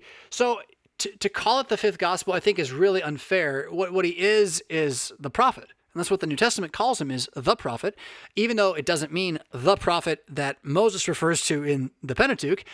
That's a different the prophet. But when the New Testament authors quote sometimes even like three authors, like Micah and Amos and Isaiah, they'll still just say, as said by the prophet, right? And the idea here is that he's a summary, an image in which you can see all the other prophets. Like if there is something a prophet is doing, Isaiah sort of gets a piece of it, right? He's Mario of the prophets, and goodness gracious, Jeremiah's Luigi, right? They don't all line up. I want to put Princess and Toadstool to it, but I'm not going to. So to call him that, the fifth gospel, is to diminish his role as like the entry into the prophetic call of the gospel. Comfort, comfort ye my people, the opening of the second half of Isaiah in chapter 40. But every other book has this. Even Leviticus has gospel in it. It has promise from God about who we are. And I've said this before, I'll say it again right now. The great promise that I keep clinging to is really all of Psalm 125, but Psalm 125:3, the scepter of wickedness shall not rest upon the land allotted to the justified, lest the justified reach out his hand into iniquity. That is a promise about the resurrection of Jesus Christ. That the reign of tyranny over this age, the scepter of wickedness, shall not rest. It can come to, but it's not going to remain on. The land, well, David writing this is Israel, right? The land of the Jews, the land of the promised people of God. But see, in Jesus going into the earth in Israel, he is the land, as Adam was from the land, so Adam comes from the land again in Jesus, right? So the scepter of wickedness shall not rest upon the land allotted to the justified. Who's the true justified one? The one who's justified by faith alone, or the one who's justified by his works? First, Jesus justified by both faith and works as a true and perfect man. The scepter of wickedness does not rest upon him, but he does take a rest, a Sabbath day in the grave, and then comes out again, right? Shall not rest upon the land allotted to the justified, lest the justified reach out his hand into iniquity. So that those who are declared to be good in God, not be evil, he will not allow evil to remain. And so the land, Jesus, his body coming out again, is now the new promised land, which take, eat, this is my body, kind of has something to do with that. But believe Jesus is risen, that has something to do with it too, right? So that land has come out of the grave, and the scepter of wickedness is no longer on him at all. In fact, he holds the scepter of righteousness. So that you might know with your Lord firm in hand, that in this day and age, the tribe you belong to, the scepter that rules over you, cannot long endure under the wickedness that you see, because if it did, you would fall away. And the Lord won't let it. What does that mean? Is he going to give you the answer you want? Not necessarily, right? But what he's going to give you is the answer you need. And I don't mean to quote the Rolling Stones, because usually they're lying to you, but they're right. They're right when they say you can't always get what you want. And they should have said, the Lord Jesus, he gives you what you need. So, yeah, so much gospel in that Old Testament. So much there.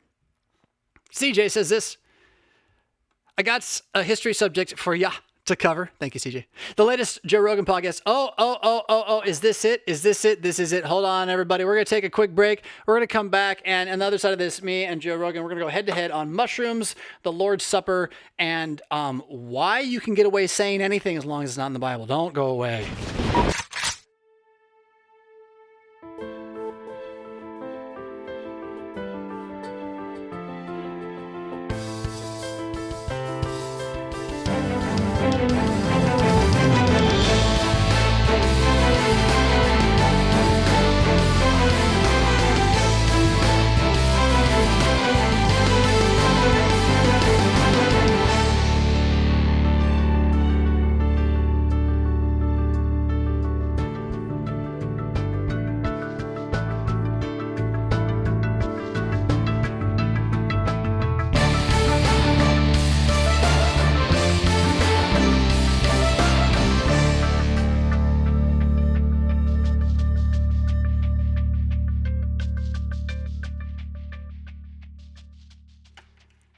All right, I got a super chat here to throw out. Ronox924 says, my Latin's really not good. Seci sic veritas et vita, hoc est via. I'm going to guess. It's seek out truth, or seek the truth out of truth, or seek with truth out of truth. This is the way. Is that right? I'd love to hear what that really means from someone else. But we're going to go to this question right here from CJ. Again, we started on the other side. He would like me to refute Jesus was a mushroom experience and the Eucharist was mushroom wine profanity from Joe Rogan. So, well, I will do my best to refute it. It's kind of like asking me to refute aliens existing. Yeah, a little bit. But let's see here. We have 2 videos to watch. I will do what I can to not break in. I don't know. There's got to be a way to have me be able to pause and talk in the middle of it. And this is new to me to try to do this here. So let's see what happens. We'll just try it like this. Whoa. So the speculation is that there's some sort of a psychedelic or a fungi or something that's in the wine that's causing them to die, and they're using it recreationally, and they're trying to discourage this. That's how I read it. And it's not just based on a random read of this one line in Corinthians. It's based on an understanding of what Greek wine actually was, how far back it goes, which is centuries and centuries before this, how it was mixed, what it was mixed with. Because it was totally a Greek movement from the start, had nothing to do with the Jews and their Passover meal. Why would you not look at Greek mystery religion to figure out where the Christians got their ideas? Clearly, they just came out of Platonism. I mean, this is fun. So they're talking about 1 Corinthians 11, which is a passage most Christians ignore, by the way, on numbers of levels. One is that it talks very clearly about man and woman and how we are not the same, and how man is the head over woman, how patriarchy is the way that God built the world to work. And even though the current Zeitgeist is all about the anti-patriarchy, just go look up the Black Lives Matter official statements, the ones that the ones they had up, they took some of them away. In any case, the hatred of patriarchy, God built that into creation. Is there in 1 Corinthians 11 right at the start, and it shows you that it's there by insisting that women look different than men generally in their daily lives, and that Paul even goes so far as to say it doesn't really matter how you conclude this one, you just need to conclude this the same way as everybody else who's not a Christian, and not look like those who are saying, if you look like this, you're not a Christian, and that's why we look like this. Like, you shouldn't try to look like that, right? So he says that, but in it, the only thing that matters is you understand that a man and a woman are different, and that the man should look like a man and the woman should look like a woman. We tend to ignore that. And then right after that comes the whole passage on the Lord's Supper, in which Paul repeats what is said in Matthew, Mark, and Luke, the Synoptic Gospels, who all speak about Jesus on the night he was betrayed, taking bread, taking wine, giving thanks, having a connection point to this Passover, Pascha suffering meal of a lamb slaughtered for the sake of the Exodus, and the angel of death passing over or leaving behind the firstborn sons who would live while others would die. Like, all that's going on in this thing. Paul reconfesses this one more time, the 4th time you get this in Scripture. And then he goes on to give some instructions about why things are not going so well for them. And he says, you're getting drunk on the wine. That's not cool. Remember, there's all this other stuff going on from beforehand. Like, that guy's married his mom. That was kind of weird. You were supposed to not let that happen. So there's a lot of weird going on here. But at the heart of it, at the heart of this text, he says something that I didn't watch the whole thing, but my guess is these guys didn't get into, which is that if you do not discern the body of Jesus, it says it very clearly, if you do not discern the body, you drink judgment on yourself. Paul's writing of this text is to say to a group of people that if you do not discern the body, you drink judgment on yourself. And then he says, this is why some of you have fallen asleep. Some of you have died, right? Now, the assumption right off the bat is that this means that Christians in the early church were dying at the Lord's Supper. We don't have a lot of tradition to support this, even from Christians. You don't have much other scripture to support this, really any at all. So is it possible that death to a Christian is worse than death? Is it possible that there's something that Christians talk about as being death in the Bible that is more than bodily death? And the answer is yes. It's called falling away from the faith. So before you go running off into Greek mystery religion to try to prove that someone's spiking the Lord's Supper with mushrooms in these secret conventicles that nobody is allowed to go into because you're going to kill them if you see what they're doing and all they're doing is drinking wine and eating bread and calling it the body and blood of God. So that you think they're eating like the stuff we actually find doesn't accuse them of doing what all the pagans are doing. It accuses them of not being the pagans and eating actual human sacrifices, the blood of a son, they say. This is the accusations that are defended in the first century. Now, we're going to go on with this, though, because what I love is how the nonsense of the argument, oh, I'm not just making this up. Okay. Where is this in Hebrew tradition? They're going to go on. Okay, so Moses, I've heard Rogan say this before too. Moses just smelled some acacia wood burning, and that was the burning bush, and so he just got high, and that was his connection with God. Like, you have to play so fast and loose with everything, including your own logic. We'll see if I can demonstrate this on the other side. But before, I want to be grateful to these guys. I want to go back here. Whoa. So the speculation is that there's some sort of a psychedelic or a fungi or something that's in the wine that's causing them to die, and they're now. I want to go like level up on crazy here. We'll get the crazy here out of the way so I can level up on crazy. The speculation is, Joe says, that there's something in the wine besides the wine. Is that what does it seem like the text says there's something in the wine besides the wine that has a supernatural effect on people? Does it seem like that's the speculation that the pagans find when they look at the... See what I'm saying there? Do you hear this? using it recreationally, and they're trying to discourage this. And so you shouldn't drink it recreationally? Do we drink the Lord's Supper recreationally? Of course we don't. Why? Because of this, right? That's how I read it. And good. Yeah, you're actually right. But you think it's mushrooms. I think it's Jesus. I mean, for what that's worth. We got one more. We've just not been given the straight scoop about our past. Sometimes it's just purely the way that scholars work, that academics work, and sometimes I think in the case of Christianity, it is actually a kind of conspiracy. I think that.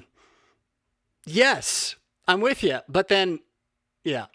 A deliberate effort to cover up the role of psychedelics. And you could see why priests in the developing Roman Catholic faith, who've already pulled on the jackboot of the Roman Empire. So you're not talking about Christianity at the moment, right? You're talking about the jackboot of the Roman Empire. We're at late 300s, early 400s into 700s is the discussion. Just so we know, we're like 2 U.S. empire lifetimes removed from the events while we're claiming that this is like the universal thing. Could see why they wouldn't like their congregations using psychedelics, because when you use psychedelics, you have a direct experience of the divine. And hey, you don't need that priest anymore. This is my favorite thing. This is the dumbest argument. I'm sorry. I don't know who this guy is. I don't know who he is. He's probably really intelligent. And most of the work he's done, we could probably use it. It's probably interesting to see what the pagans were trying to do with psychedelics to the Christians during these times. That would be interesting, okay?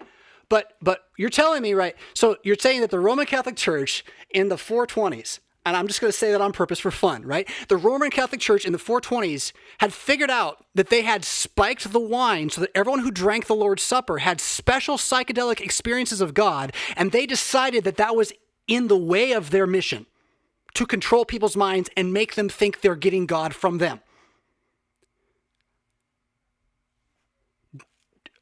Do you see how that's backwards? If I'm a priest and I'm a conspiracy priest who wants to build power and convince you, I speak for God, I want you to drink out of a cup that makes you feel something.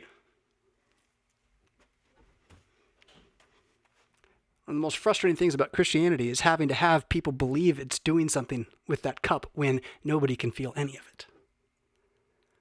It's also the miracle that shows that it's doing something, because we're all doing it and believing that something's happening. Try that one on, Joe. Before you go after me, this stuff's nonsense. Get a real scholar on. The priest as an intermediary between you and the divine becomes redundant.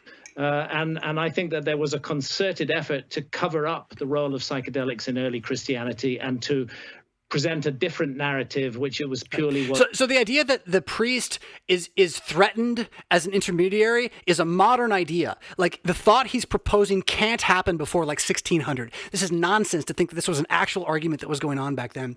that they're afraid people are going to figure out gods don't really exist and atheism's the real thing. So we better consolidate our atheistic power, our non-atheistic power. That's not the pre-Middle Ages world that's going on. People are just trying to survive. The empire is collapsing around them. It's a lot like what we see today, where you see a fragmentation. Like once upon a time, you lived in Ireland and the Romans made roads, and right now you're watching all of them leave and the Vikings are over there. And you have to stay here, right? And so you have to governize now. That reality was happening for about 200 years, right? And in that time, the structures of the Roman governance and the church were kind of fused. There's all sorts of stuff that happens. But to try to like paint with the broad brush back into the early church, the idea that they're spiking the wine and that they stopped doing it. This is the best part. They stopped doing it because it wasn't working to make people feel God in the Lord's Supper, or it worked too well or something. They could do it at home. Well, let me give you one more piece about this. This poor gentleman, I'll get him. Let's see if I can not make my on him. How do I get rid of this? Go away? No. I did it before. Like this. I'm going to lose my thought now. I lost the thought and trying to get over there. Come now. This way, right here. Resume last video. The bread and the wine, the blood and the body of Christ. That priest anymore. The priest as an intermediary between. Oh, that's it. Okay, so this is the other thing about the modern lie. So what he's saying is that the priest got worried that if people had drugs in the Lord's Supper, then they'd just want the Lord's Supper and the priest wouldn't be needed anymore. Like, I don't know any pagan system anywhere where they use drugs and have shamans and witch doctors where you don't need the intermediary who's kind of used to being on the drug all the time and can lead you through it.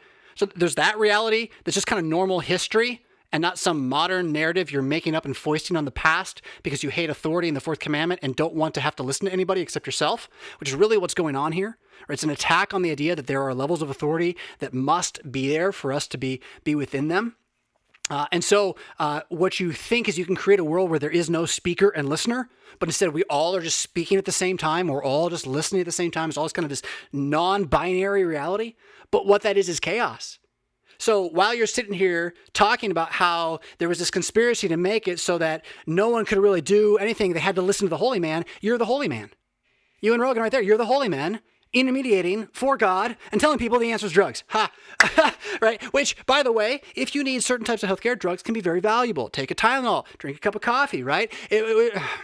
And frankly, I'll be right on this with it too. I am not convinced that psilocybin, psychedelic mushrooms, do not have a place in psychotherapy and counseling care for those with near-death experiences, with some traumatic stress disorders. There's work being done on this. Sadly, it's only pagans that do this work because Christians got their heads in the hole.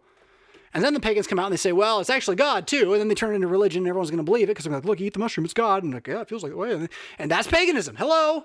So yeah, what you guys are observing, Joe and your friend, is definitely what happens in every pagan religion ever. I would contend if you try going through the Hebrew and the Jewish understanding of what's going on into the Old Testament, into the New Testament, as the New Testament itself tells you to do, which means you got to go into the Greek, and not go into the Greek mystery religions, but go into the Greek Old Testament, the Septuagint, so you can understand the diaspora and how all that meal plays into what Jesus is doing and how these guys who are like dying for the faith, the last they're going to do is start spiking the wine. What wine was used in the Lord's Supper at the Passover? If it was not a spiked Greek wine, your entire show is just a fraud, Joe. So I hope the guy did that kind of research. I don't know. I've not done that research. It seems pretty insane to me that a group that was like, went to war to throw off Antiochus Epiphanes IV because of what he did to their temple is going to be spiking their wine with pagan rituals in their, like one of their three highest festivals that all are part of them resisting the empire and saying, we don't belong, kill us anyway. I just don't see it, right? And you're like, well, I did some research into it, but yeah, okay. Yeah, okay. Here's what I want to do to close. Although, unfortunately, here, that one, this one, my camera is still going to need some work. I was going to say, let's do this real fast. So, does this work? Behold. You can see what I've done. I have taped my camera onto my light. I tried it on that thing, the mic thing. It was too far away. Excuse me, and you could not see. And here again, it's as you'll see, it's too far away. And I just got to memorize the right buttons here. and you will not be able to see as well as I would like. So if you can think of something that would like be its own arm mount, if you can find one you know is going to work, it's yes, I can Google, I can go to Amazon. I can go to Amazon and I can type in arm to have a camera, and I can see the first one and I can buy it, and I can know that it's junk and it comes and it won't work. Or I can ask you, who maybe love this kind of thing, to tell me which one I should get that'll really work. I need an arm to attach a camera to, that I can move that camera anywhere in a 4 foot by 3 foot by 2 foot box, mounted to a desk or a ceiling. Send it to RevFisk.com/contact, not it, but a link, so I can buy one. And you will be much thanked, not only by me, but by the entire world. But see, it took that long for me to learn how to hit the right button. Here we go. Talk them into it. We're going to do a little bit of this morning. We're moving into a new section, and I'm kind of excited about it. As I've been working on reminding myself of the key points, because I preach on them every week, what I have discovered is that I needed to reorder what I've been saying up to this point, and that the opening of the book, that Christianity promises conversion, is really the key point you got to get right off the bat. That Christianity is a reality. Hold on, can I do this? Can we split? No. Oh wait, I know how to do it. There we go. Oh, but I did it wrong. There it is. All right. There we go. Mm-hmm. Christianity promises conversion. So, oh my goodness. There we go. Oh, believing this is the key to every conversation you have with someone who's not a Christian about Jesus. Like, you have to start by believing that Christianity is a promise of conversion, and that's what happens as Christianity. It never is anything more or less than this. Is there law in Christianity? Of course. What's the promise? That you're going to live a different life, right? So it's all there as a promise, and that promise means you are going one way and you start going a different way. You convert. You change your truth, veritas. So that occurs, this promise of conversion, mostly by means of he has risen. Why do I say that? Because in the book of Acts, whenever any apostle talks, that's what he says. Whatever else they say, he has risen comes out in some way, shape, or form. I'm kind of convinced it's the message once for all delivered to the saints. I believe the cross is inside of he has risen. You can't have a risen Christ who isn't crucified, so don't tell me I'm denying the cross. That's the way Lutherans like to argue with themselves. It just ruins the hearers when we do that. The fact is that he is risen is what Paul says in 2 Timothy when he says this is a trustworthy saying, and hold on to this, pass this on, Christ, son of David, risen from the dead, as in my gospel. So when we say that, that is the promise, he is risen, of a past event that will convert us to its future, right? Now, Christianity expects opposition to this. That's all what we've done so far, right? Christianity knows.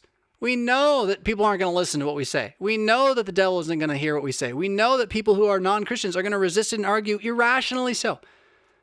But then, that's kind of the new one here. Number 3, Christianity expects opposition is less than and not equal to. Number 1, Christianity promises conversion. Right. So while, you know there's opposition, you also know it won't only be opposition, there will be conversion. All right? So that's the first section. And it's only a few pages, a few devotions long. Could they be in a better order? Probably. Could they be better written? Of course they could. Will they be? Yes. But the ideas are what matter. Conversion results from conversation. This is where we got to go next. So to convert, to join truth, comes from to have a truth-joining reality? I don't know. I don't know what the grammar is doing there. But conversation is the only way one converts to anything at all. Let's see if we can get this guy down a little more. You cannot do it. We'll try to come up. Does that work? Does that work? It doesn't. Look, coffee everywhere. Coffee near and far. Conversions. That a man become aware he is a Christian is the work of only one person within this age, the Holy Spirit of Jesus Christ. What? Isn't it the work of Jesus? Yes, it is. How does Jesus work in this age? By sending his Holy Spirit. Who is his Holy Spirit? Just a power? Just some ethereal being? No, he's a third person of the Trinity. So have a little trust in the Holy Spirit for once. Stop thinking he's some juju you can find in the sky and believe that the person who is the Holy Spirit, who is active in the Holy Scriptures as the Scriptures teach, is the only one who can control where my book is the only one within this age who can make a man a Christian. The only one. Sorry, trying here. I can't read it if I put it there. That's the problem. So the washing of regeneration that makes believers into Christians is the Holy Spirit's operation upon all mankind.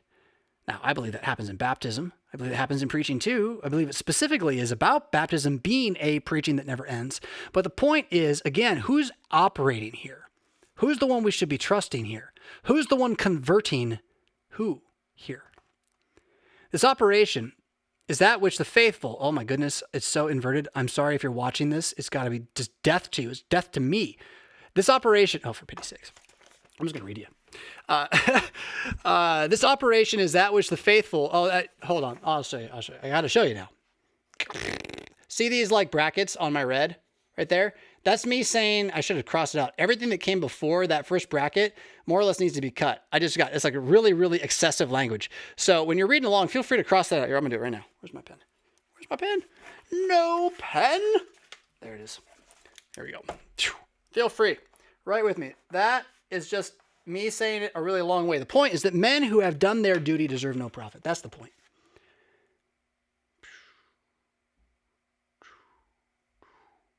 Men who have done their duty deserve no profit. In the end, they have only done what they were created to do. What fool? What fool rewards the chair that he has built for being a chair? The Christian person is not only the creation of Almighty God. That is, you're not only created by God, the one whom God created. You're also his redemption. That is, you're the one whom God is and has redeemed. The Christian, though not the cause of salvation,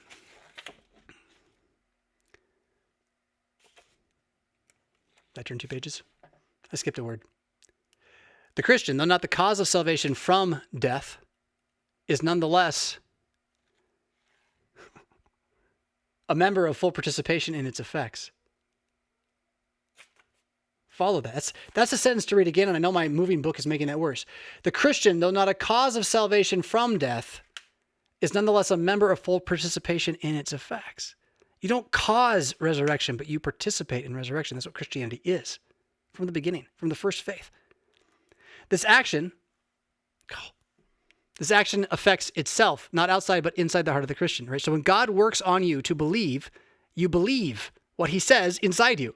Not outside you, inside you, right? Faith happens inside of you. This action is caused not inside you, but outside you in the substantial speaking of the words of Jesus. So that faith arises in your heart from outside and yet is experienced inside. The old Lutherans would talk about this as subjective justification versus objective justification. If you want to hear Lutherans argue with themselves about things that no one else cares about, go Google that fight. It does matter when you deny one of those things as existing at all, but what we should know today, what you need to know, is not how Lutherans fight about big old terms, but how underneath those terms are real things. And the real thing is that, as a Christian, you objectively are saved by grace alone without any merit on your own part that you can see, experience, feel outside of hearing he has risen said to you and knowing you believe it. Even the knowing part is just a result. It's the hearing it said that's the God doing it. And then, as a Catholic Christian, I would say that baptism and the supper are him saying that to you really loudly in ways your body can't ignore. But then from that point on, it's not like you stop experiencing this and you have no impact or say. It's not like you have no mind or will that is being warred with and being warred on and being warred inside of by the Spirit. So that the Spirit working with your will, sometimes against your will, makes you do even that which you would not do, though it is the right thing to do. And Paul talks this way in multiple places about this, right? So the idea is to believe now. What I want you to get today from this section again, on conversions, is that conversion happens when the Holy Spirit engages a mind from the outside with outside truth. And that outside truth, he has risen, goes into somebody, and it being true completely redirects where their feet are going to go the rest of forever. We just need to believe that that's true first before we set about trying to convince people it's true. The more you got to convince someone that that's true, maybe the less you are convinced it's true yourself. Maybe you don't need to answer every scoffer's foolish taunt. Maybe instead it's enough to just know what the truth is and to watch the scoffer, dance to his own peril and just not join him. Especially if he won't listen. I mean, it's not your job to go die with him. It's your job to call it what it is. So I hope that helps. I think maybe the best thing in there, and if you're going to be in a conversation about converting other people to Christianity, remember, men who have done their duty have only done their duty. You do not reward a chair for being a chair. You're a Christian.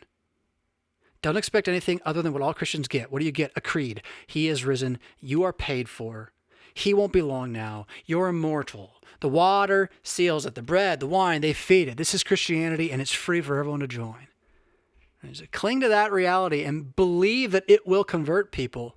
And then when they don't convert, believe they're just fools then. They're wrong. They don't hear the fact that the King of Kings and Lord of Lords is risen from the dead. They don't even want to know. They're disinterested. Well, then wait.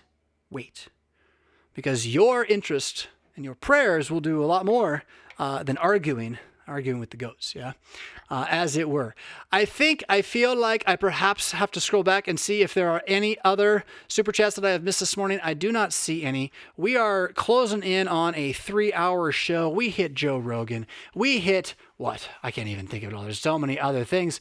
Someone left a comment the other week. I smart noted, that is, I took notes on and then took notes on my notes from your show, and it was so all over the place and yet made sense. I was like, exactly. I pray that it's been a valuable Saturday morning chill for you, that as opposed to cartoons, commercials, and sugar highs that might lead you to despair, that you walk away from today with your head lifted high, knowing that while you certainly are walking through a puddle of muck everywhere in the world, it is not yours to wallow in. I will even say it, that you are not authorized to despair.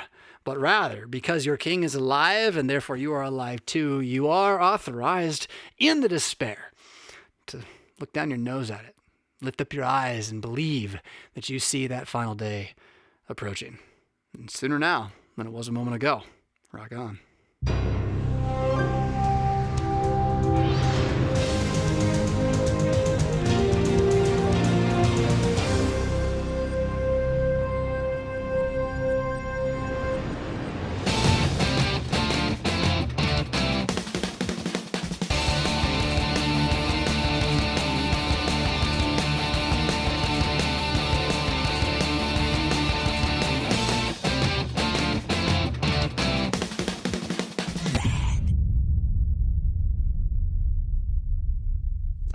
Was that worth $1? Click the Patreon link in the show notes to sign up. Pretty please?